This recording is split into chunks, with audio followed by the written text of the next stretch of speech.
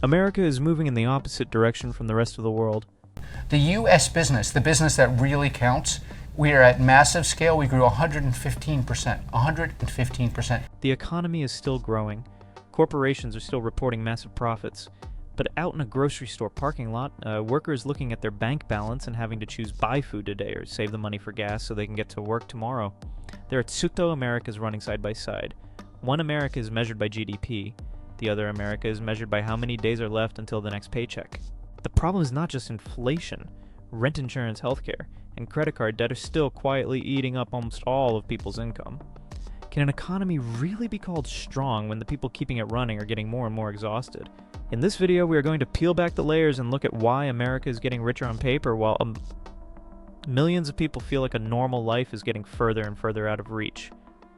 Why can so many Americans no longer afford a normal life watch until the end? Because what is draining Americans' wallets today could be draining your wallet tomorrow. These days, Americans can barely survive if they only work one job. You heard that right.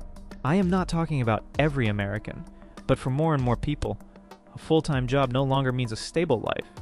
You still wake up on time, still drive to work, still work your full shift, still get a regular paycheck. But by the end of the month, there is almost nothing left. And this is the part I find hardest to accept. People are still constantly being told that if they do not have enough money, they should just work more. Fine. Then look at Simone. I don't want to be alive anymore, especially because this weekend is one of my busiest weeks for work. I go to two out of my 3 jobs today. Not today, but this weekend. I work overnight today. And then tomorrow morning, I'll come home, get a couple hours of sleep. I'll go to one of my jobs. And then once I clock out of that job, I'll be going straight to another overnight shift. And then on Monday and Tuesday, I'm just working all morning. I'm finding myself questioning often, what is the point of being alive if I can't afford to live, period? She does not work one job. She works 3 jobs. There are days when Simone works a night shift, sleeps about 2 hours, then gets up to go to her next job. After that, she gets ready for another shift. 3 jobs. And she still has to deal with nearly $1,919 in rent that she cannot afford to pay. The most important part is not that she cries or complains. It is that after telling us all of that, she still has to get up, change clothes, and go back to work. That is the America a lot of people are living in. Not the America of GDP numbers on TV. Not the America of a stock market hitting record highs, but the America where someone can do everything they were told they were supposed to do, work more, pick up more shifts, and still cannot create any breathing room between their income and the bills already waiting for them. And Simone is not the kind of person we can easily dismiss by saying she just needs to work harder. How much harder? 4 jobs, 5 jobs. There are still only 24 hours in a day. That is when the story starts getting worrying. Because the economic problem Americans are facing today is not just about whether they have a job or do not have a job. Someone can absolutely be counted as employed, still show up in statistics that look pretty good, while their real life is nothing but a loop go to work, get paid, pay rent, pay for food, pay for the car, pay insurance, pay utilities. Then look at the bank account and wait for the next paycheck. We used to think a job was something that helped a person build a life. Now, for a lot of people, a job is just helping them maintain the ability to keep going to work. And if you think this is only a problem for low-income workers, the story gets even more uncomfortable. Because even in jobs that are considered stable, from teachers and healthcare workers to drivers and people making 6-figure incomes more people are saying the same thing in different ways. I'm still making money, but I do not feel like I'm getting ahead. And when someone is already working 2 or 3 jobs and still cannot create any financial breathing room, the question is no longer, why don't they work harder? The right question is, how much of a life can one job in America actually buy today? When someone has no financial cushion left at all, what happens when an unexpected bill shows up? That is when expensive stops being just a story about prices. A friend of mine once told me that he had a steady job, got a regular paycheck, paid his rent car expenses, insurance, utilities, and groceries. No luxury shopping, no living beyond his means. Looking at it from the outside, even I had to think, oh, then he is doing okay.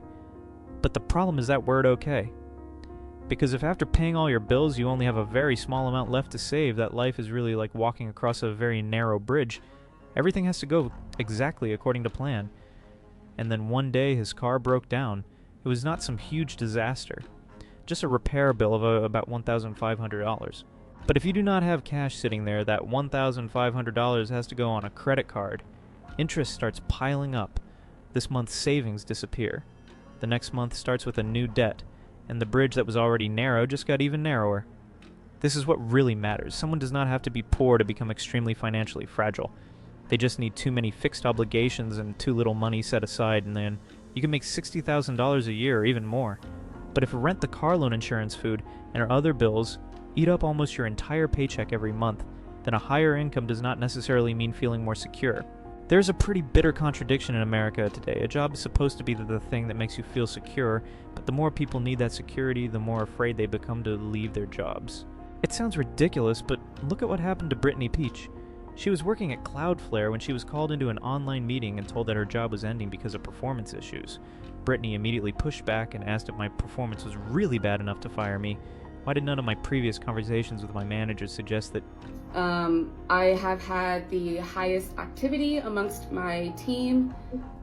Since I've started, I have had 3 contracts out, done a really great job managing my deals up until the very end that decided not to close last minute. So I don't think that makes a lot of sense for me in my Cloudflare journey here so far. Also, every single one-on-one I've had with my manager, every conversation I've had with him, he has been giving me nothing but I am doing a great job, I have had great activity, I have really great meetings, I'm picking up the products very quickly, and things have been going really, really well. I make really great relationships with my clients. So I disagree that my performance hasn't been. I do not know Brittany's full work record, so I have no reason to stand here and say she was right, or the company was wrong. But one thing is very clear, your job can disappear in a single phone call, but your bills do not. The company can stop your paycheck today. Your rent does not care. Neither does your car loan. And the bank definitely is not going to send you an email saying, "We are very sorry about your situation, go ahead and skip this month's payment." That is what makes so-called job security harder and harder to believe in.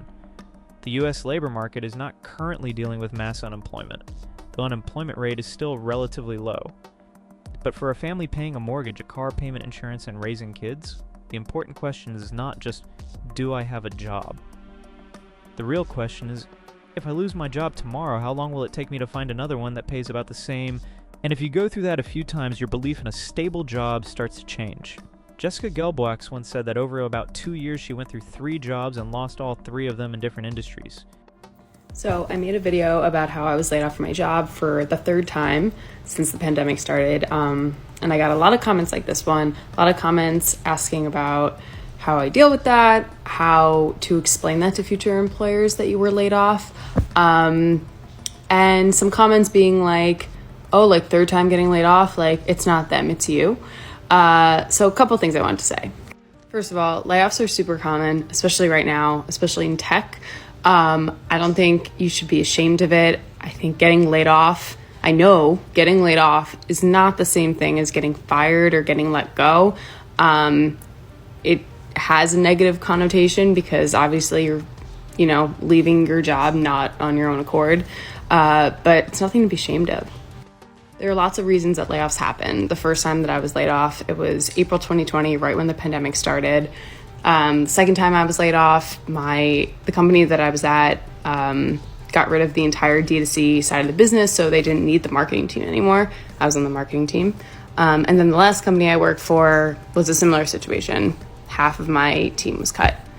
So I think in future, interviews or situations with future employers, one, you don't have to tell them that you were laid off.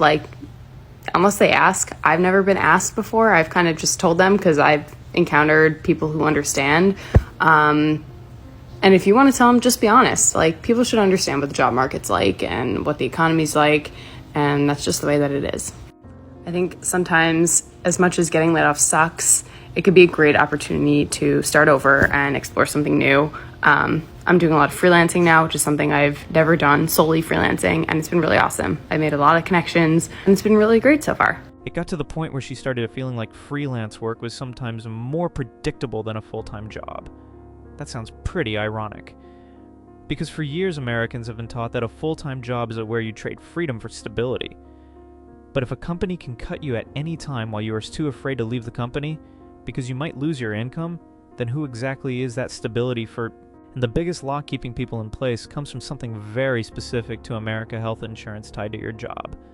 About 1/4 of American workers who get health insurance through their employer and say they're staying in a job they want to leave because they are afraid of losing their insurance. For people with chronic illnesses or medical debt, that pressure is even greater. Just think about it in simple terms. You can hate your job. You can know the pay is not good anymore. You can have no chance of moving up. But if your child needs a doctor, your spouse needs medication, or you are getting medical treatment yourself, quitting suddenly is no longer just a career decision. It becomes a decision about whether your whole family can survive. And that is the trap. A lot of Americans do not lack jobs. They just no longer have enough of a safety cushion to walk away from the job that is keeping them stuck. So people start negotiating with their own lives. Pay is not good enough. Hang on for another 1 year. The job is burning you out. Hang on for a few more months. No way to move up. At least you still have insurance. Want to change careers? Wait until your finances are better. The problem is that the day when things are better can easily get pushed back again and again. You can postpone a vacation. You can keep the old car longer. You can give up the idea of changing jobs, cut out the things you enjoy, and keep putting up with it. People can bargain with almost everything just to keep this month's budget from falling apart. But there is one thing you cannot keep bargaining with forever. Healthcare is one of the expenses that can make Americans lose their sense of financial security the fastest. Just one unexpected medical bill can wipe out months, even years of savings. And that is when a normal life starts to feel like a gamble nobody really wants to take. Healthcare is not just about whether you have enough money to pay a bill. It also determines whether you feel safe enough to live a normal life. Someone can have a job, have insurance, and regularly pay their monthly premiums, but still think twice before seeing a doctor. They might delay a procedure, stretch out their medication, or ignore a health problem simply because they have no idea what the final bill is going to be. This is what really stands out. Having insurance does not necessarily mean feeling secure. You may already be paying your monthly insurance premium, but you still have deductibles, copays, medication costs, and unexpected expenses. That can be very hard to predict. A survey by West Health and Gallup found that about 1/3 of Americans, equal to more than 82 million people, have had to cut at least one living expense to come up with money for healthcare. What matters here is that this pressure does not only affect low-income households. Even among higher income groups, a significant share of people still have to sacrifice other expenses just to pay for medical care. And that is the real problem. You do not have to live below the poverty line to feel like healthcare is a burden. You just need rent, a car payment, food insurance, utilities, and enough other fixed expenses. When your financial cushion is already too thin, getting sick is no longer just a health problem. It can turn into a financial event capable of throwing an entire family's life into chaos. What is even more striking is that this does not only happen to low-income households. Even among people earning from $90,000 to under $20,000 a year, is at about 1/4, still say that they have had to sacrifice other expenses to pay for healthcare. The number in the original sentence appears to be wrong or reversed, so I am keeping the original meaning instead of correcting it.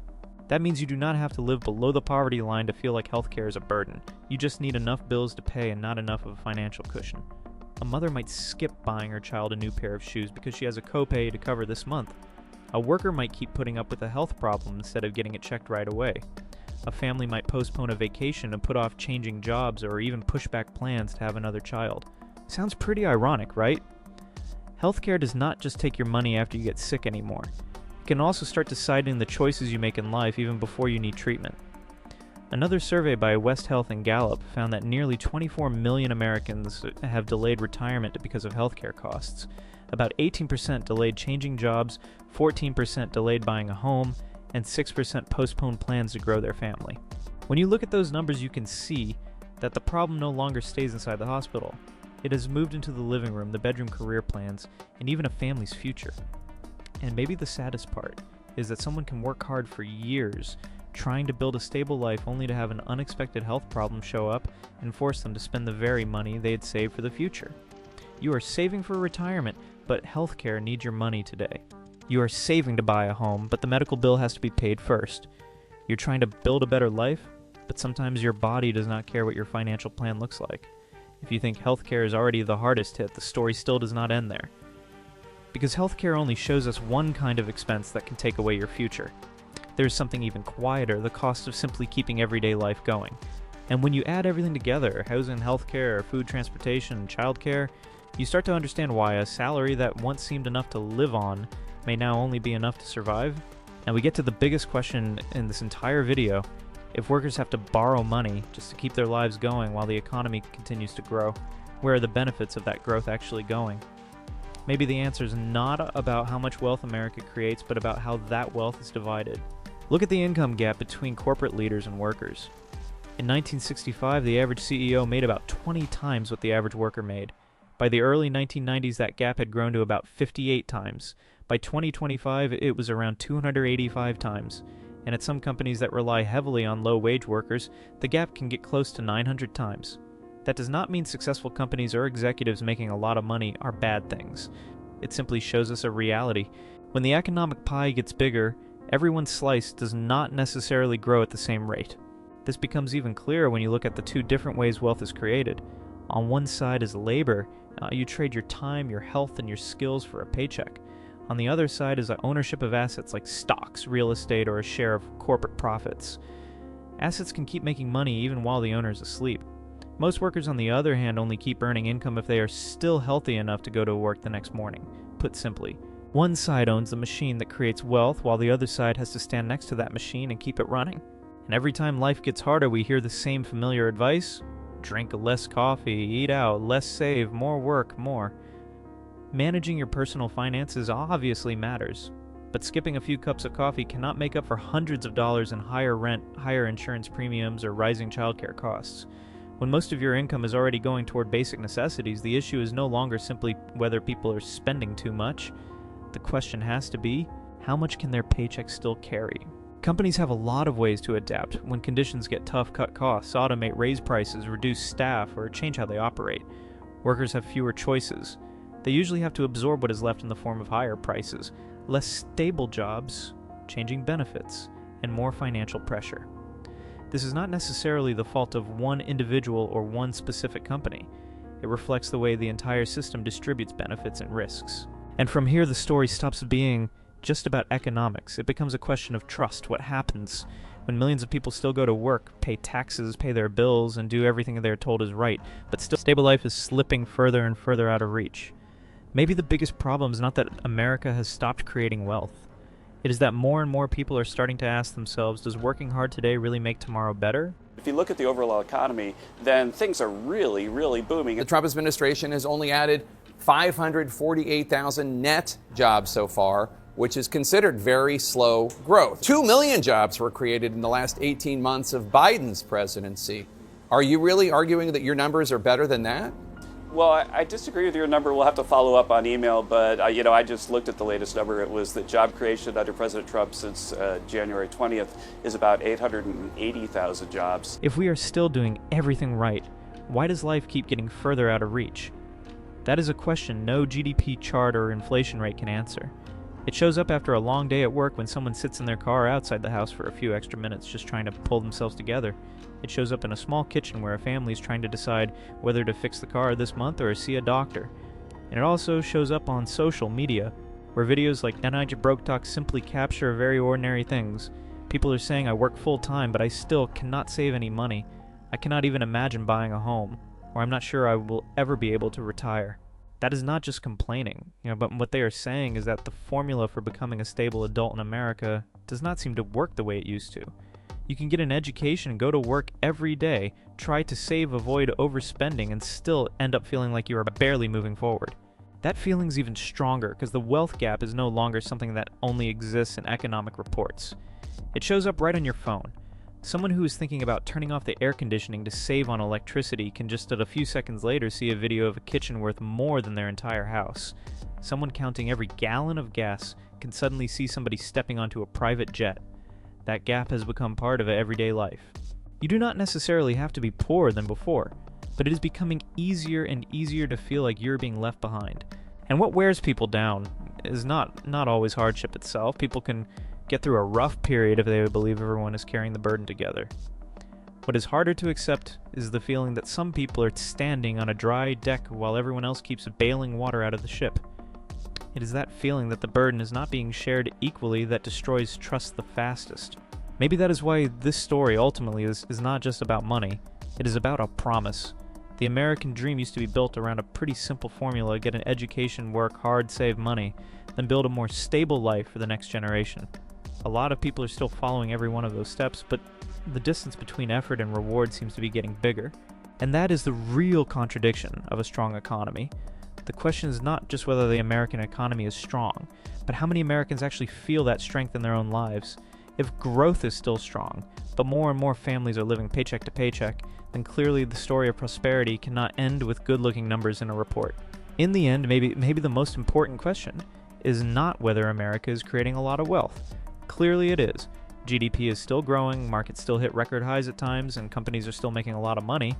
But for an ordinary person, those numbers only matter when they turn into a life with a little more breathing room.